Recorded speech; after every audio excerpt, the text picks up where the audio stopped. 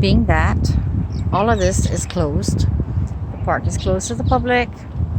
Since homeless people are not considered the public would be safe from homeless people, and homeless would be safe from the people from the public. And we would be able to contain this virus a little better if we didn't continue to spread the homeless around throughout our communities and neighborhoods. Now, we saw earlier the bathrooms are still closed. The water is still off, except for the fountain water. At least they're allowing them to drink water, which is, I should say, a step up for our city. So here we have tennis courts that possibly, as a suggestion, since the bathrooms are closed for maintenance, which the bathrooms we know did not need maintenance, we open up these tennis courts to the homeless in this district to come and stay here. There's more than enough space for them to practice social distancing, where they would be able to set up their own places within 6 feet of each other.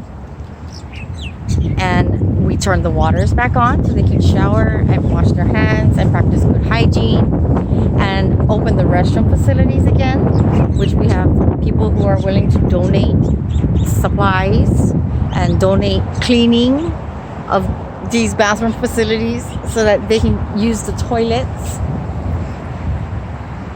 Now, what do you say?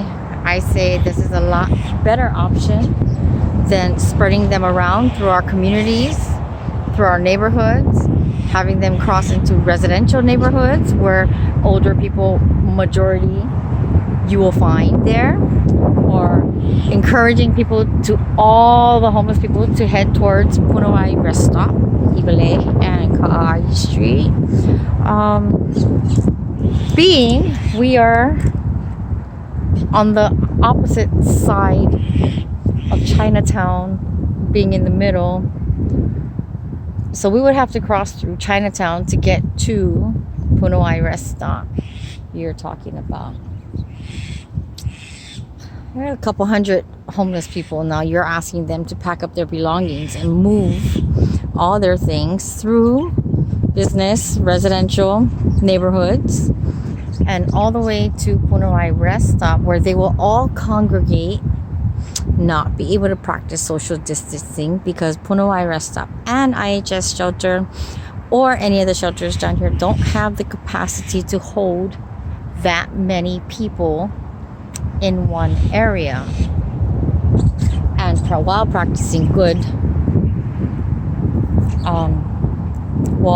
being able to practice social distancing amongst them, which would put a lot more people at risk. Now, I bring up Chinatown only because through Chinatown we have a lot of elderly people who live in Chinatown.